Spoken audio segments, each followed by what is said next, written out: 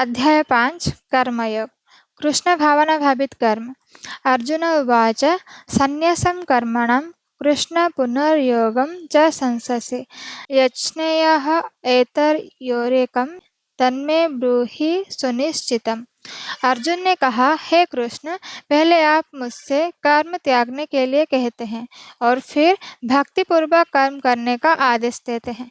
क्या आप अब कृपा करके निश्चित रूप से मुझे बताएंगे कि इन दोनों में से कौन अधिक लाभप्रद है? तात्पर्य: भगवद गीता के इस 5वें अध्याय में भगवान बताते हैं कि भक्तिपूर्वक किया गया कर्म शुष्क चिंतन से श्रेष्ठ है।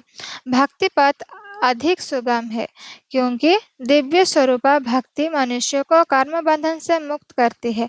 द्वितीय अध्याय में आत्मा तथा उसके शरीर बंधन का सामान्य ज्ञान बतलाया गया है। उसी में बुद्धि योग अर्थात भक्ति द्वारा इस भौतिक बंधन से निकलने का भी वर्णन हुआ है।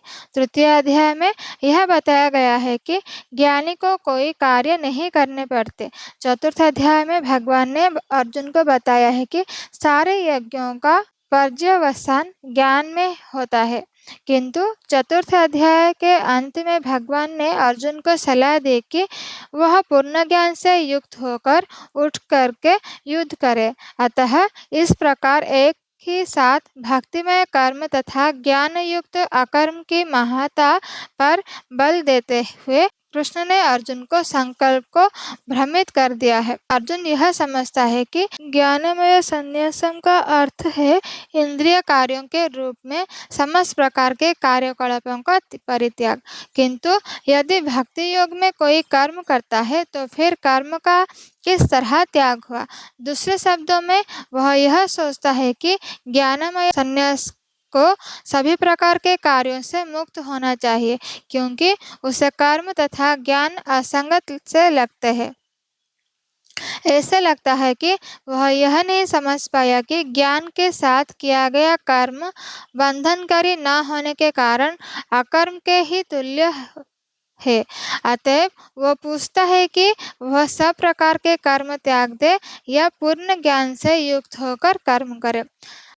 श्री भगवानुवाच संन्यासः कर्मयोगश्च निःश्रेयसकारवृद्धौ तयोस्तु कर्म संन्यासात् कर्म योगो विशिष्यते। श्री भगवान ने उत्तर दिया, मुक्ति के लिए तो कर्म का परित्याग तथा भक्तिमय कर्म दोनों ही उत्तम है, किंतु इन दोनों में से कर्म के परित्याग से भक्ति युक्त कर्म श्रेष्ठ है। तात्पर्य: सकाम कर्म ही भव बंधन का कारण है।